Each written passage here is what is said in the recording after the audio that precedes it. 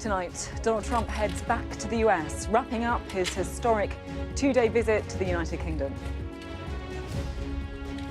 In a news conference with Keir Starmer, the US president says that Putin really let me down, but tells Sky News he doesn't regret hosting him at a summit in Alaska. Mr. Trump was also pushed by our political editor, Beth Rigby, on whether he had any sympathy for Lord Mandelson, recently sacked as the UK's ambassador to the US. The president claimed not to know him. Well, the other topic to come up was the late-night chat show host Jimmy Kimmel being taken off air because of comments he made about the assassination of Charlie Kirk. Donald Trump said he was fired for a lack of talent. Well, over the last 2 days, the UK's rolled out the red carpet and the president seems to have got what he wanted. We'll ask what Keir Starmer got in return. And we'll also look at how the Princess of Wales was deployed again today to help on the soft power front with a photo op with the First Lady. Our very own style icons tonight, Gillian Keegan and Mark Landler, will be with us for the next hour. It's Thursday. I'm Sophy Ridge, live from Chequers in Buckinghamshire, and this is the Politics Hub.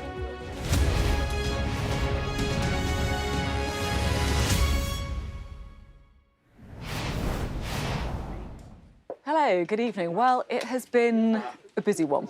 Donald Trump was on British soil for less than 45 hours, and the President and the First Lady are now on Air Force One. They're heading back to Washington. So if yesterday was all about buttering up, and today we got confirmation from the news conference with Keir Starmer that it had worked a charm.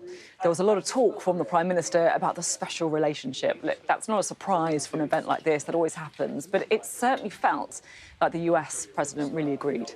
He said the bond between our countries is like no other anywhere else in the world. But there were also, it should be said, some more awkward moments over the course of another memorable day. So following that overnight stay at Windsor Castle, first came a fond farewell to the King with some particularly warm words from President Trump. He's a great gentleman and a great king.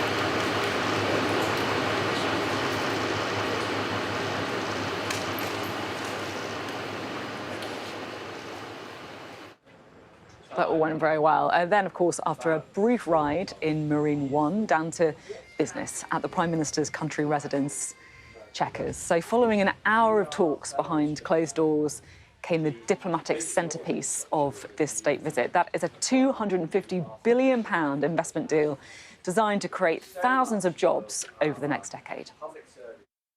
So this is a great day for the special relationship. A celebration of what has gone before, of course, but more than that, a moment to deliver investments, jobs and deals which will improve people's lives now and light up the special relationship for years to come. And look, it should be said that is a significant announcement. We're going to have more on it a bit later in the programme. But with the formality out the way and then a brief interlude by the Red Devils, enjoyed by the First Lady and Lady Starmer as well, then it came the real moment of jeopardy. A news conference where anything and everything was on the table. It was a pretty well-behaved affair, though. You know, the Prime Minister and the US President were largely showing a united front under the glare of the world's media. But the first crack came with a question about the conditions of the UK's formal recognition of Palestinian statehood. That is expected in the coming days. A lot of bad things. You know, Hamas said that they're going to put the hostages up as bait. They're going to put the hostages in front of any attack. And that's pretty brutal. We haven't heard that one in a long time. So we have to remember that. So I have a disagreement with the Prime Minister on that score. Okay? One of our few disagreements, actually. I mean, it was pretty, an agreeable disagreement, but it was still there, plain to see. And then migration. The US has managed to slash illegal migrant crossings since the start of the year. So President Trump was asked what advice he'd offered to Keir Starmer. I think it's very important, and we speak about it. And I think your situation is very similar. You know, you have people coming in, and I told the Prime Minister I would stop it, and it doesn't matter if you call out the military, it doesn't matter what means you use, but It's going to destroys countries from within. But as you might expect, the news conference was really dominated by world affairs, and one man in particular, Vladimir Putin. President Trump addressed his now infamous claim that he'd be able to resolve the war in Ukraine within 24 hours of entering office. Let's listen. Wars that were unsolvable, wars that couldn't be negotiated or done. The U.S. has done 7 of them. The one that I thought would be easiest would be because of my relationship with President Putin, but he's let me down. He's really let me down. Well, our very own Beth Rigby picked up on those comments, and she raised last month's major summit in Alaska, which was between President Trump and President Putin, in a question at that news conference. Prime Minister, President Trump has said he's ready to impose major sanctions on Russia if NATO countries stop purchasing Russian oil. He's got a point, hasn't he? Is that what you now believe is needed to bring Putin properly to the table? And what's your message to the President on US sanctions? And, Mr. President, if I may, the King praised your personal commitment last night to finding solutions to the world's most intractable conflicts. You have invested much of your time and effort in Ukraine. But even as you seek to broker a deal, President Putin is escalating the war. He's firing drones into NATO airspace. You say he has let you down. Was it a mistake to invite him to Alaska? Do you regret it? No. And is it time to squeeze him, sir, and scare him and impose sanctions? And finally, if I may, the elephant in the room, Lord Mandelson, he is no longer the ambassador. Do you have some sympathy with him that he lost his job over historic links to Jeffrey Epstein? Thank you very much, sir. I don't know him, actually. I had heard that, and I think maybe the Prime Minister would be better speaking of that. That was a choice that he made, and I don't know. What is your answer to that? Well, I mean, it's very straightforward. Some information came to light last week which wasn't available when he was appointed, and I made a decision about it, and that's very clear. On the question of the pressure on Putin and on Russia, which is obviously really important, look, I think it is a challenge to Europe. There are a number of European countries which are too reliant on energy from Russia. The UK actually obviously has almost got nothing at all, but we do need to bear down and work with our European counterparts here. There are 1 or 2 countries, I think, that do need to look again at the question of energy. There's no one silver bullet here. We do have to have a wider suite of sanctions, which we've put in place a number of times, working across Europe and with the United States. And, of course, we must, and we are, making sure that Ukraine is in the strongest position now, because one of my long concerns here has been that whilst we talk about a ceasefire, and we all want a ceasefire, and we talk about what might happen after a ceasefire, we mustn't forget that Ukraine needs our support now. We've said we stand with Ukraine from the start to finish, and that means we must continue to supply them with what they need in order to fight this war, which, of course, resulted from and is a result of Russian aggression. We have particularly done the sort of leadership role in the coalition of the willing, so that if there is a ceasefire and if there is a deal, and I do hope there is, that is then lasting and not then broken, because given previous history, I don't trust Putin. Thank you. Very simply, if the price of oil comes down, Putin's going to drop out. He's going to have no choice. He's going to drop out of that war. And when I found out that the European nations were buying oil from Russia, and as you know, I'm very close to India. I'm very close to the Prime Minister of India. I spoke to him the other day, wished him a happy birthday. We have a very good relationship. He put out a beautiful statement, too. We have, but I said, you know, I sanctioned them. China is paying a very large tariff right now to the United States. But I'm willing to do other things, but not when the people that I'm fighting for are buying oil from Russia. If the oil price comes down, very simply, Russia will settle. And the oil price is way down. You know, we got it way down. We're drilling and we produce more oil than anybody else in the world. We're doing a lot. But I was disappointed to see that. And the Prime Minister was disappointed to see that. And it wasn't him. It was other countries. And you can't do that. You can't do that. You can't. That's not playing fair with the United States, and we can't have that. Thank you. It's interesting, isn't it? You know, despite the kind of firm language on Putin saying he's let him down, he still seems to be not shifting politically, kind of putting the onus on Europe to do more. You'll also have noticed in that answer to Beth's question that President Trump claimed he didn't know Peter Mandelson, except that he definitely does. The rest of the world who need to benefit from a bigger and better international trading system. Thank you very much. It was beautifully stated. What a beautiful accent, too. I'd like to have that accent. Thank you. My mother would be proud.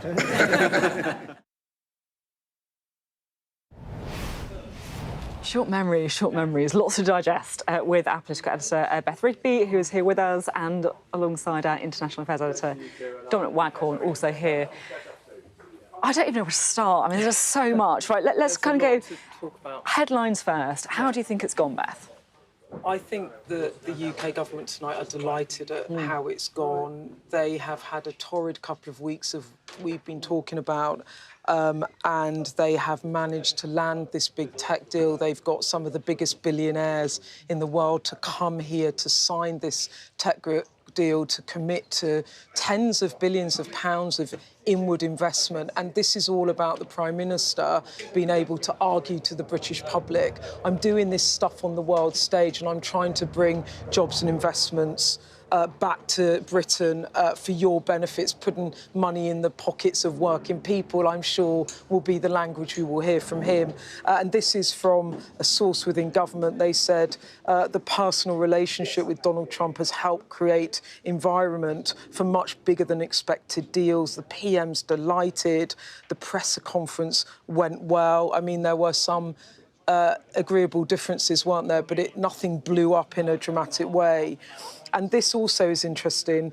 This is a source in government saying the government has been hit by two extraneous shocks, Angela Rayner's tax affairs and Peter Mandelson's emails that were uncovered supporting Jeffrey Epstein after he was convicted of child prostitution.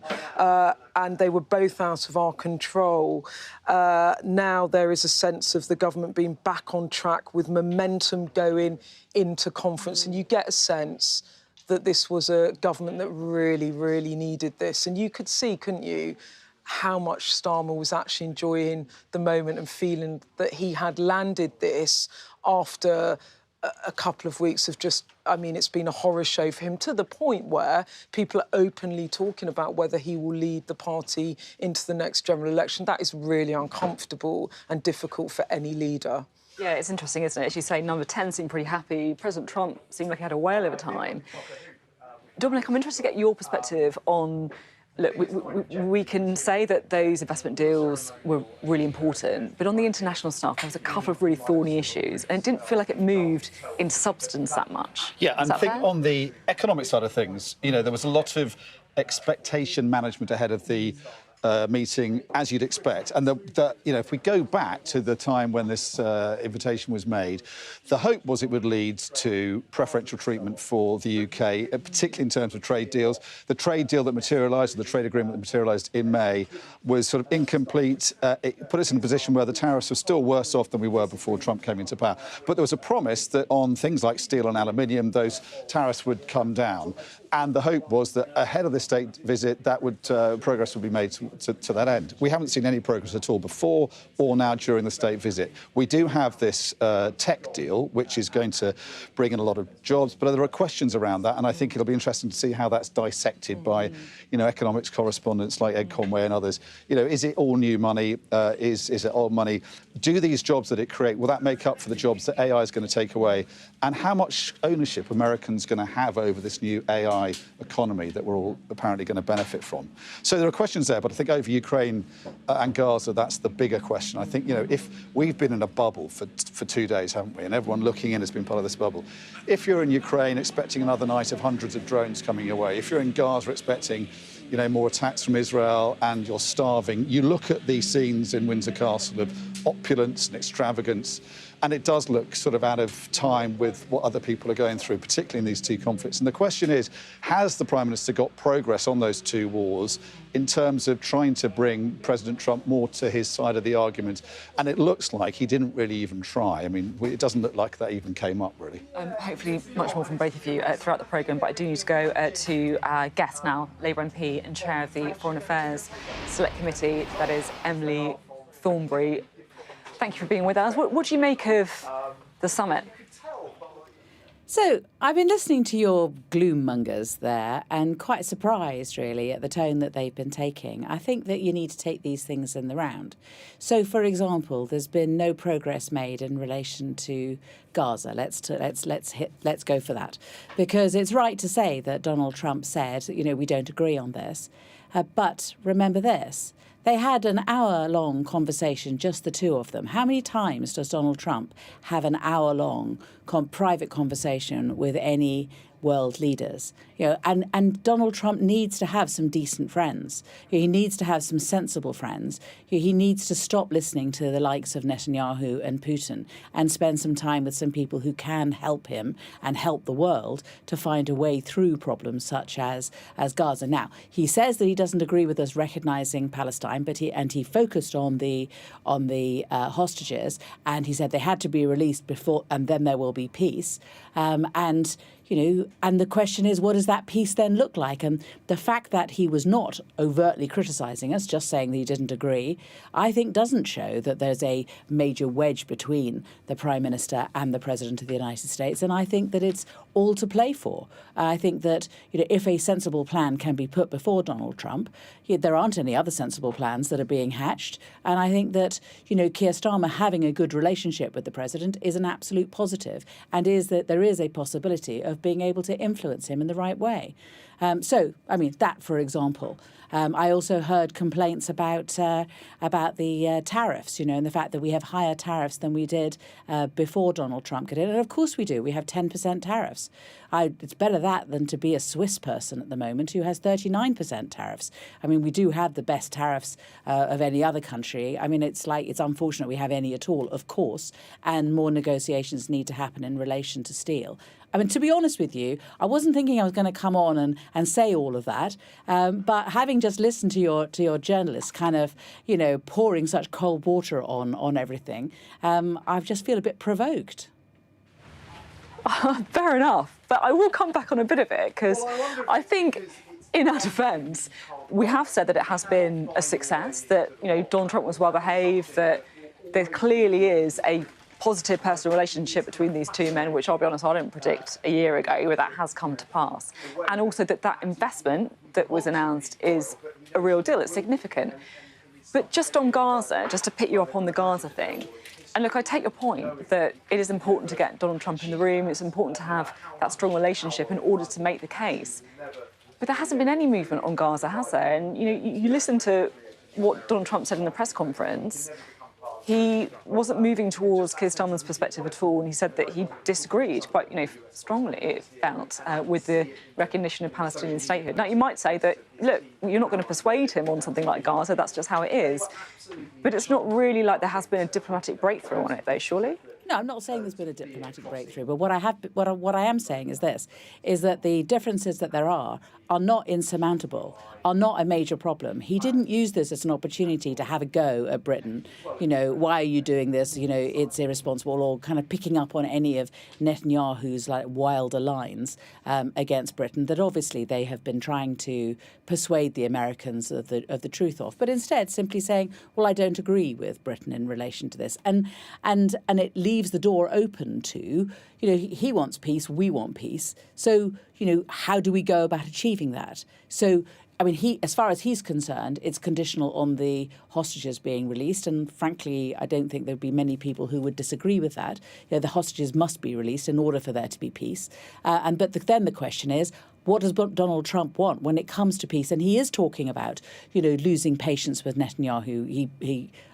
The wording is kind of much stronger than that, privately, from what one understands. And the same with Putin. So So at that moment, at that precise moment when he's losing patience with these two, for Britain to be in a strong position and for him to have a strong relationship with the Prime Minister is not a negative. It is a positive, and it is important not only for Britain, but I think, for the cause of peace in both Gaza and in Ukraine, for us to have the ear of the President and for him to be listening.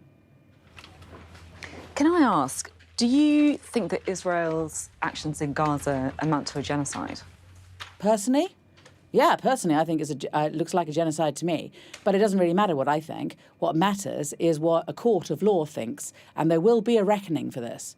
And at that stage, we need to have a court of law make a decision one way or the other. It won't be for politicians. And remember, they won't let journalists like yourself into Gaza. So it's quite difficult at this stage to be able to get a proper assessment of evidence. But from what one can see, yeah, sure, it looks like a genocide. But, I'm not the one who makes the decision. A court will make the decision. Emily Thornberry, thank you very much for coming on the programme, for your spirited defence of Keir Starmer as well. Sorry, but really, I was so provoked. That's allowed. We're very free speech on this programme.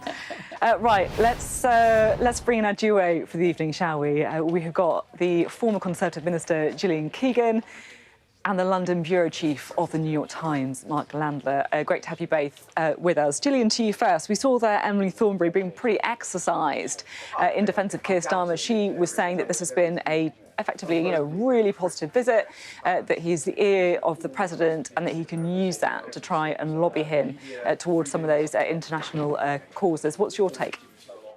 I think it just shows the power of the royal family, and we're so differentiated. What strikes me is there's not a single country in the world that could have pulled off what this country did. And really, you have to say that the big differentiator is not really, an individual politician, but the big differentiator is the royal family, the King, the Queen, Prince and Princess of Wales. And just seeing that whole pomp and ceremony. I mean, flattery is obviously the route to Trump. And, he tends to flatter back when he has been flattered. Although, as we saw with Peter Mandelson, he can go from flattery to forgetting you very quickly as well. But I think it has been successful. But the thing that really shows our country off and shows our country off in a brilliant light is our wonderful royal family and the power of that soft power and the influence and diplomacy that the royal family bring to our country. And I think that's something I'm very proud of, and I think that's irrespective really of the politicians. And Mark, I'm interested in your perspective from a kind of more American point of view, because look, we're spending so much time really kind of pontificating about how much influence the Prime Minister can have over Donald Trump, whether the pomp and the pageantry and the expense has actually helped him to shift his policy position. Are we realistic? Couldn't Donald Trump actually change his mind depending on, who's been persuading him? I think he can, Sophie. I think he can change his mind, and I think there is a value to having time in a room alone with him. I think people have found that sort of historically. There's often said about the White House that you want to be the last person in a room with Donald Trump on any given issue. That said, I do think this trip, from an American perspective, has far less of a substantive side to it than the coverage here would suggest, which is to say this trip was, in my view, fundamentally about giving Donald Trump this memorable experience, validating an image he has of himself and a very imperial presidency. And so to that extent, I think this is a case where the pomp and pageantry are the story.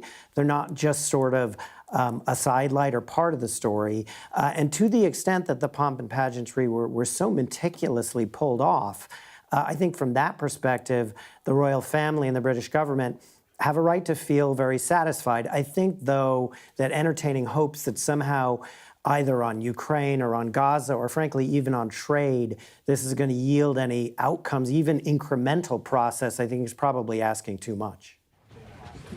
Yeah, it's probably a very fair assessment there. We talked a bit about the pomp and pageantry, and Gillian, I agree with you. It's quite incredible to see the full soft power of the United Kingdom in full flow. Can I ask you about the economics? How significant do you think the tech announcements are? Well, we'll have to probably analyse the details. I mean, I've been myself in several of these investment summits where, 60 billion's announced, etc. And you've really got to look at the quality of those, how much of that was going to happen anyway, how much of it's been announced already, how much of it's really new, and what are the conditions of it. But in general, it's good. And it's good to have an announcement about industry and trade, and all the business people were in the room. So obviously there's some substance to some elements of it. I'm sure it's probably slightly overblown because these things tend to be marketed quite high, let's just say. But I think it's good, and it does show that we do have cooperation. But we always have had. I mean, the US companies have always been the biggest foreign direct investor into the UK. So it's good to see that continuing. And in terms of tech and AI. I mean, the thing that I guess we'll see is how those deals unfold, but also our energy costs are really quite high. And obviously we know AI is very intensive. So we're going to have to probably do quite a lot to make sure that we're very competitive on the global stage as a place for some of those deals. So it won't be a blank check. But on the whole, it's good news because our economy is in the absolute doldrums. We know that there's going to be the budget from hell. If you speak to any business people, and I was at business meetings this morning, they are absolutely, the uncertainty is so high. They're absolutely, everybody's just watching, very fearful of what's going to happen. We're losing jobs, the sector's losing jobs. So we very much do need some good news on the economy. So I hope a lot of it is real, and I hope it does lead to more jobs, not actually displacing or even people losing jobs, because we know in certain industries now that people are losing jobs, and that's before that dreadful employment rights bill comes in, which is really going to have a negative impact on businesses. Yeah, I mean, certainly I think it's fair to say at this point that Labour will disagree with you on the employment right. Workers' legislation, they would say that it's actually something that they've worked on with business, but also, most importantly, to give the workers stability. Always trying to be balanced on politics, as you know, as well. Mark, how do you think the rest of the world views the UK as a kind of investment prospect? Look, I think that to the extent that people in the US are thinking about this, there is a sort of a concern that productivity has been lagging in this country for a long time. On the other hand, the country has such a tremendous scientific base through the universities. It does have a pretty good record of unicorn startups. And so, I think in the scheme of things, Britain is not at the top of the pack, but it's also not at the back of the pack. And I think to the extent that you had gathered at this state visit the heads of Apple and NVIDIA and Salesforce and all the sort of Silicon Valley tycoons who turned out, that's a very good thing for branding the UK. The fact that they all came, again, at the behest of Trump, but sat in that meeting with Trump and the Prime Minister, that sends a very strong message to other people in the US that if these guys think the UK is worthwhile, maybe it's something we should look into. Yeah, it does feel like that maybe, after it's all kind of shaken down, seen as the most important thing about this two-day state visit, the fact we had all of these pretty powerful business leaders in the room. Thanks both very much indeed. We'll have more from you throughout the programme, of course. Well, tomorrow's papers are sure to assess how Donald Trump's visit has gone. We'll have our extended press preview. That's from 10:30 this evening with tonight's news and tomorrow's headlines. Joining us for that will be the editor of The Courier in Dundee, David Clegg, and the journalist and broadcaster, Daisy McAndrew. You're watching the Politics Hub. We're live in Chequers. Coming up, the Prime Minister welcomes investment US tech firms, saying the deals break all records and are set to create thousands of jobs.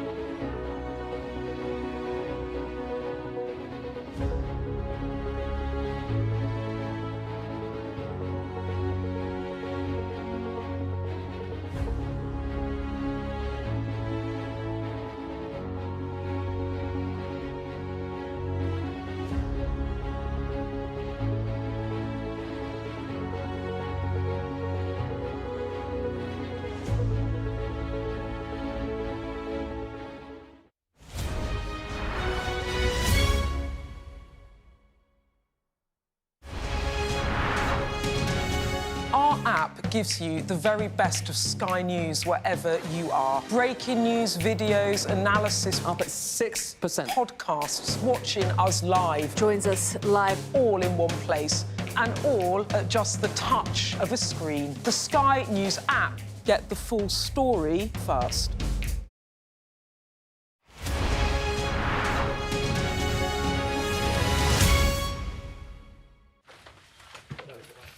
Hello, good evening. Welcome back to Chequers, where the night is falling. The Prime Minister will be, I guess, relaxing probably after a bumper state visit from Donald Trump. And of course, the Prime Minister also welcomed record levels of inward investment that was generated by that state visit, with over £150 billion worth of deals announced.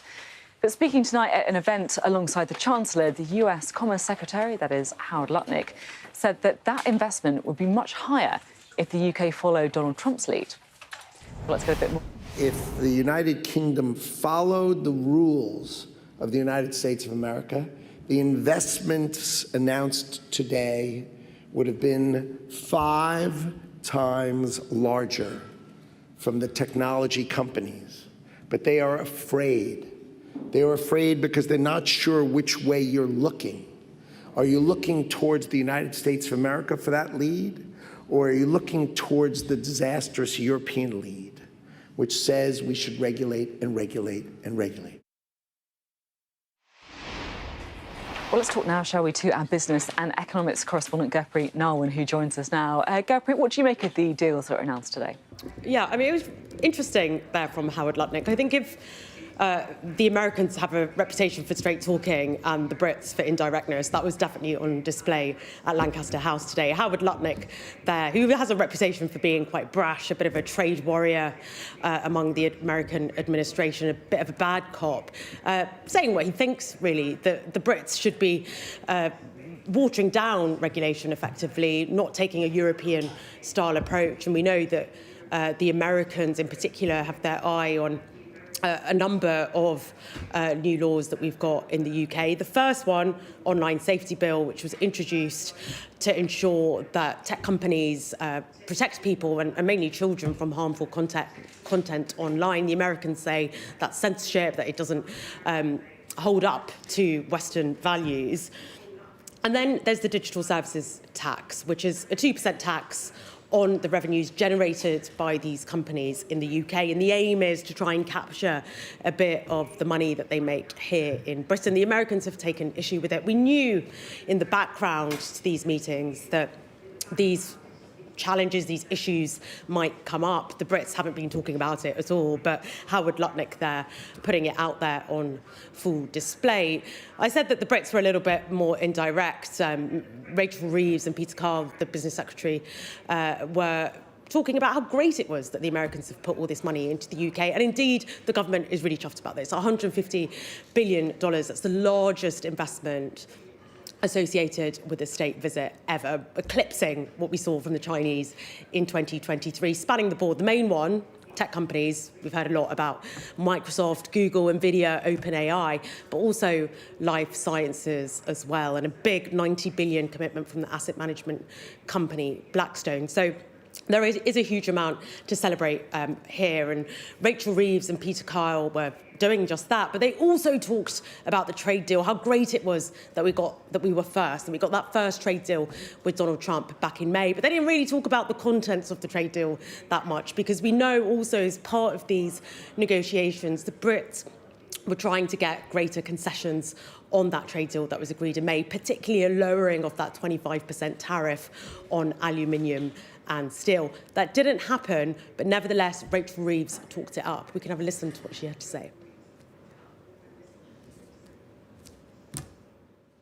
Gurpreet Narwan there bringing us that update. Now, of course, it's interesting, isn't it? Because we get the kind of official spin from here. We obviously get the UK side. But I did just want to bring you a few lines that are now coming through to us via Air Force One, where, of course, Donald Trump is. He's currently making his way back to Washington, and he's been speaking to the US press pack on his way back. Always interesting to get the other side of the picture. Now, what he's said is that I disagree with Keir Starmer on immigration and energy. So interesting that he is kind of highlighting some of those disagreements. He was on best behaviour in the news conference, but still highlighting those disagreements on immigration, but also on energy, because we heard him, of course, making those remarks saying that, you know, wind farms were ridiculous and that actually the UK should be drilling more in the North Sea and exploiting that there. He also said that he wants to help the UK be strong, so perhaps leaning into that kind of Anglophile sentiment. And he did say as well that Keir Starmer agrees with him that Europe has to stop buying oil from Russia. Now, this was a really interesting part of the press conference as well, of course, with Donald Trump saying that he felt let down by Vladimir Putin, but then very, very quickly moving the conversation on to European countries who are still effectively buying oil from Russia. He's not happy about it, and by that sign, of course, he's saying that Keir Starmer isn't as well. Well, let's have a little talk about some of those issues, shall we? We can bring back our panel into the mix. That is Gillian Keegan and Mark Landler. Mark, we've got a bit of a sense there. It's always interesting to get the lines from the US, from Donald Trump. What did you make about the spin that he's putting on it? Well, you know, I used to cover the White House, and it was always a good thing to get a seat on Air Force One for a flight out of a foreign trip for precisely what Donald Trump has done, which is kind of debrief the reporters, and you get a more unfiltered look at what he thought went well or didn't go so well. So it's interesting that he's showing that there was more of a difference between him and the prime minister. I will say that by Trumpian standards, that didn't strike me as really all that dramatic. If you think about the way Donald Trump once spoke about Justin Trudeau when he was leaving a G7 summit in Canada during his first term, you know, these can sometimes be fairly bumpy kind of sessions. And it sounds like if that's the level of disagreement that he's talking about with a small group of reporters, I think it suggests the relationship is still fundamentally fairly strong between the two of them. But, you know, it's certainly interesting for the prime minister to have Donald Trump declaring his policy on whether European countries should stop buying Russian oil. And, you know, in some ways, the reference to energy is not so surprising. After all, Donald Trump has this documented loathing of wind turbines and of any form of renewable energy. You know, this is still a Labour government that has ambitious climate targets, and Trump has no truck for any of that. So you wouldn't really be shocked to hear that. I'd say that really Starmer can still count himself relatively okay coming out of this. Yeah, I think I agree with that, actually. As you say, we've seen Donald Trump kind of humiliate, let's be honest, some international leaders. And, you know, a little bit of agreeable disagreement is kind of priced in. Gillian, what's your take? Do you think that Number 10 will be breathing a sigh of relief? Definitely, but I do actually think Trump's right as well. I think, you know, I thought that most European countries had stopped buying oil from Russia. I know it's plummeted and it's massively down, but I have actually just looked it up because I didn't know the status. And there are still some European countries buying oil from Russia, and we know that that is funding the Russian aggression in Ukraine. So I think he's right about that.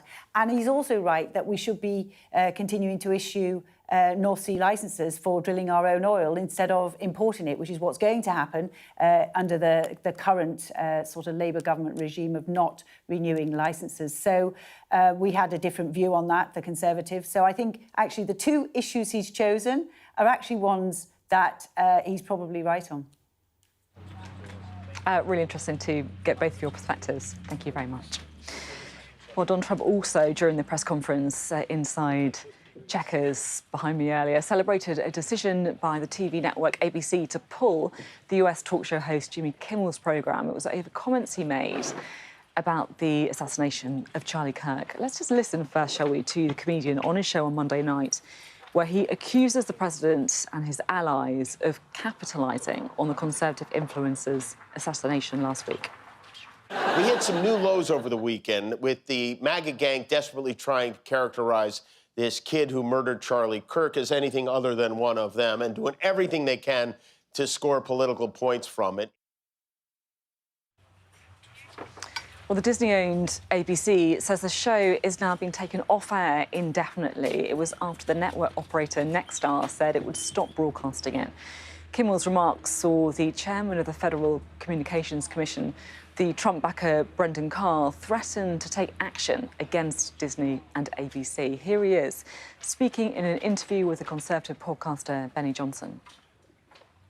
They have a license granted by us at the FCC, and that comes with it an obligation to operate in the public interest. And we can get into some ways that we've been trying to reinvigorate the public interest and some changes that we've seen. But frankly, when you see stuff like this, I mean, look, we can do this the easy way or the hard way. These companies can find ways to change conduct, to take action, frankly, on Kimmel, or, there's going to be additional work for the FCC ahead. Well, Donald Trump was asked about this at the news conference this afternoon. He said that Kimmel's suspension was down to the show's ratings. Well, Jimmy Kimmel was fired because he had bad ratings more than anything else, and he said a horrible thing about a great gentleman known as Charlie Kirk. And Jimmy Kimmel is not a talented person. He had very bad ratings, and they should have fired him a long time ago. So, you can call that free speech or not. He was fired for lack of talent. Well, let's talk again to Gillian and Mark, shall we? Gillian, I'm interested to get your perspective on this, because I guess critics of Donald Trump would say, yeah, he's really in favour of free speech until it comes from someone he doesn't agree with. Yeah, I would agree with that. I mean, free speech is pretty absolute, so it can't be one way. And there are elements where you can see, it isn't equal. So free speech on one, on one side of the argument versus their own side of the argument. And I think you have to be very, very careful. Free speech means people get to say what they think, as long as it's within, the law.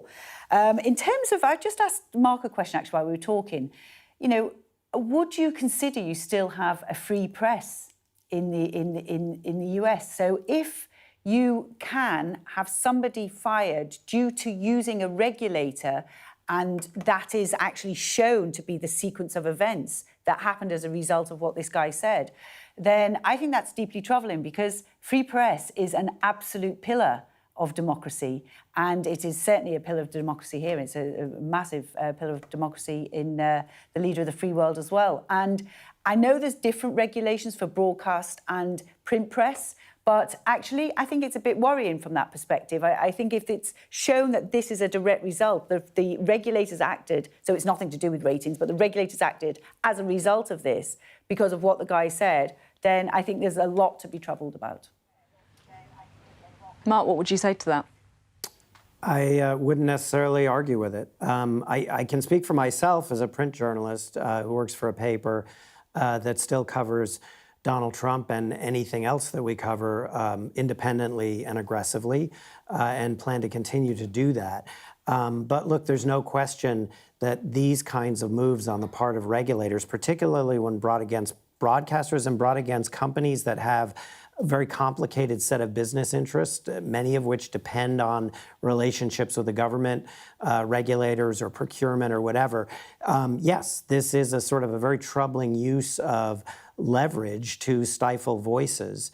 And I think that's, and also sort of note parenthetically that, the paradox is sort of so unavoidable.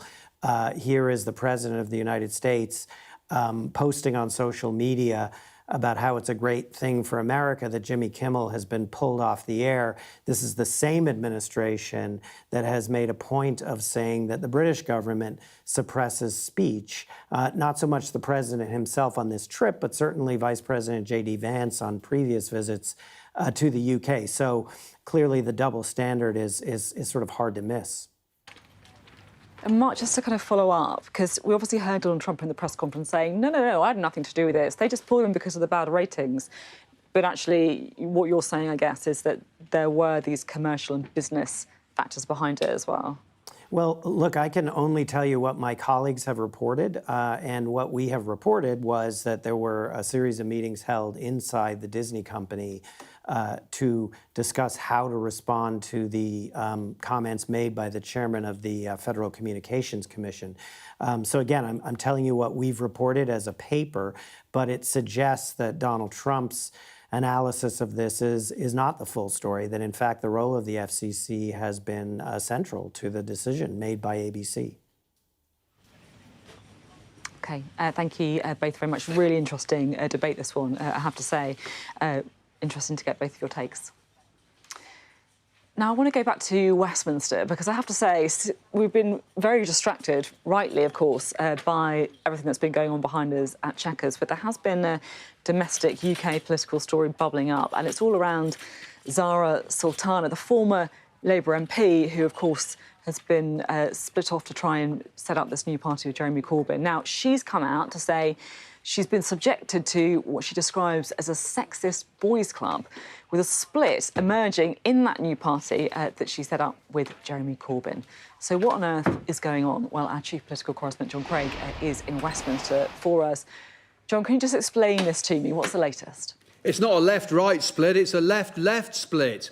Yes, so the party's not even been launched yet, and they're already appear to be on the brink of civil war. Now, what has triggered it was a call for funds for donations by Zara Sultana. She's the 31-year-old MP for Coventry South, who is no longer a Labour MP. She appealed to people to donate money, direct debits, £5 a week or £55 for a year. Well, that alarmed Mr Corbyn, the grand old man of left-wing politics, 75-year-old former Labour Party leader. He fired off a statement calling on supporters to ignore Zara Sultana's email calling for donations and cancel any direct debits they may have set up. Well, that was when she hit back with her accusation against Mr Corbyn and 4 male colleagues, independent MPs elected last year. Miss Sultana said that, first of all, Mr Corbyn talked about this unauthorised email. Then Zara Sultana hit back with her very personal attack, if you like, on Mr Corbyn and his colleagues. She said that she'd been sidelined by the MPs, frozen out of the official accounts. She said, I took the step of launching a membership portal so that supporters could continue to engage and organise, she said. And then she said, my sole motivation has been to safeguard the grassroots involvement. Unfortunately, she said, I've been subjected to what can only be described as a sexist boys' club. I've been treated appallingly and excluded completely. Now, she did call for a meeting with Mr Corbyn to make sure nothing like this ever happens again. Well, relations do seem to be pretty frosty. I've got the very latest statement from what I suppose we could call your party HQ, if they had an HQ, but they haven't, of course. They talk about the party, the fledgling party, if you like, has reported the matter to the Information Commissioner's office. Say a false membership system has been unilaterally launched. And it refers to, of course, you remember back in July, she jumped the gun, rather, and launched the party before Mr Corbyn was ready. This new statement refers to that as well. At the start, the party says Zara signed up, was welcomed into the Independent Alliance. She's not been excluded from any discussions.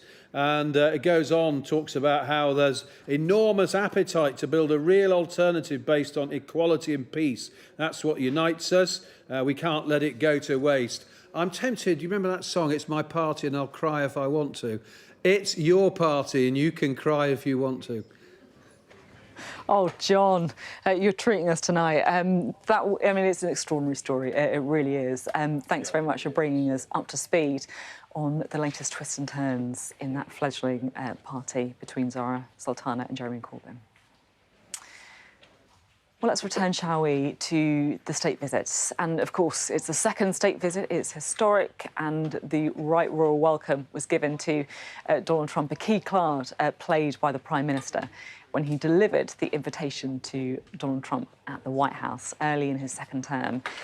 Now, I should say the strength of the royal family's soft power has been on display throughout the visit, and it also continued today because the First Lady joined Queen Camilla and Princess Kate for some events in Windsor. Here's our royal correspondent, Rhiannon Mills. It's these two women on this state visit that the world can't get enough of. An unnecessary distraction? Not at all. Many would say a vital part of the softer side of our diplomacy. Wow, look at that. And what's your name? As soon as the First Lady stepped off the helicopter, that hat was being talked about on all the social channels, along with the Princess of Wales, a really important part of the welcome party. At the state banquet, the president practically giddy about Kate sitting next to him, even though that always happens with a male head of state. Melania and I are delighted to visit again with Prince William and to see Her Royal Highness, Princess Catherine, so radiant and so healthy, so beautiful. It's really a great honor. Thank you. We have to talk about the outfits. Whether you like them or not, it is the ultimate power dressing, both giving American and British designers significant exposure. There probably aren't that many people that the First Lady can relate to in the same way, and I suspect that one frustration she shares with the royal women is that often the way she looks overshadows her work, which is why with the president dispatched off to Chequers, it was really important for her to have her own programme of engagements. Camilla showing off Queen Mary's doll's house and the library at Windsor to try and instead get us talking about their support for young people and education. You want to tell me what you're doing? But Camilla isn't maybe as popular back in America. You want to play the parachute? Yes. Okay, ready? So this is what the White House was waiting for. Melania, Kate and some scouts, and a message from both about children, nature and mental health. The great thing to watch today was to see the princess, our joint president, getting stuck in, making the artwork. At one point she was on the floor with the young people, creating these, amazing bits of art using paints and using glue and using leaves and twigs and whatever else we found out here. And a similar thing for the First Lady as well. If you don't have your head stuck in the politics, these are probably the pictures of the day. Congratulations. Excellent job. We're told the children were given honey from the White House to go with biscuits made with honey from Kate's back garden in Norfolk. A final sweetener, you could say, in what has been the ultimate display of soft power. Rhiannon Mills, Sky News, at Windsor Castle. Yeah, that is the ultimate display of soft power. Get the Scouts involved, gotta love it. Right, let's talk to Gillian and Mark, shall we? Gillian, I will be honest with you, I am so intrigued by Melania Trump. I don't know what it is, it's a kind of impenetrability of her, perhaps, the kind of big, wide-brimmed hats, the fact that we know that perhaps she's lobbying her husband on Ukraine. What do you make of the First Lady? Oh, I think she's definitely an asset to President Trump, as are the royal family, and Princess Catherine is obviously a huge asset to our country as well. It's hard to know because she's very difficult to read. I think the only time you really see any emotion is when she talks about her son, Baron, and she's very protective of him, although he's a grown man now. But that was lovely to see those pictures, and it was good to see the focus on young people and also the environment.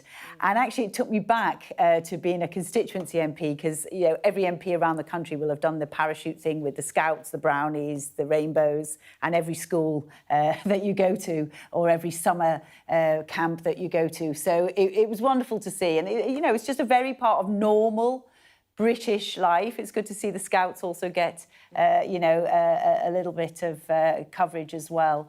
And, again, bringing the focus on young people, and that will mean that all the people who are not interested in politics will have got something out that today. And I think you've probably got more smiles from the last part than anyone else.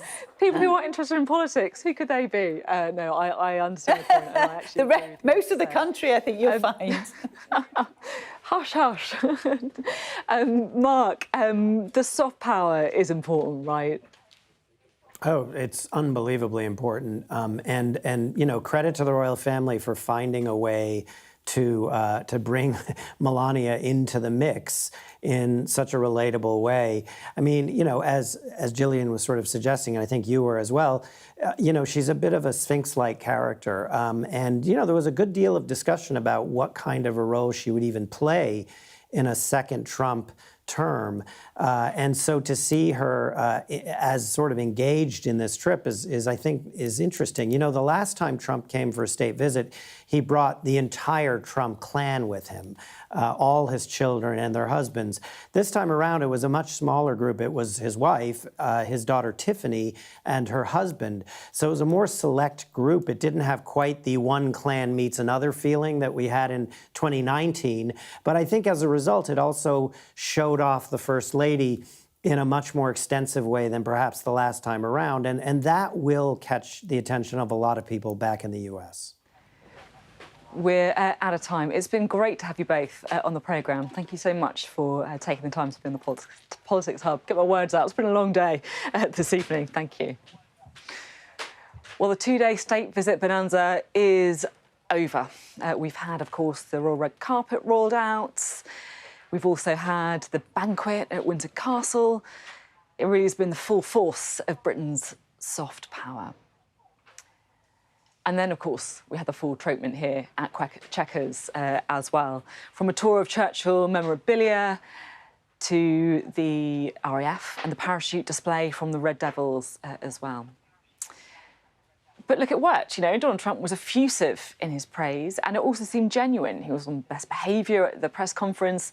He didn't take the bait on free speech or on Mandelson, where he could have really caused a headache for Keir Starmer. He respectfully disagreed on Gaza and migration. And, you know, we've seen him humiliate leaders before, and with Keir Starmer, he chose to play nice. So number 10 are going to be relieved and also pretty thrilled with some of that genuine investment. But look, I would say that they're still far apart on some of those thorny political issues, perhaps showing the limits of soft power. It's been a success, though. It's been a success. And I think number 10 will be pretty relieved at the end of the day.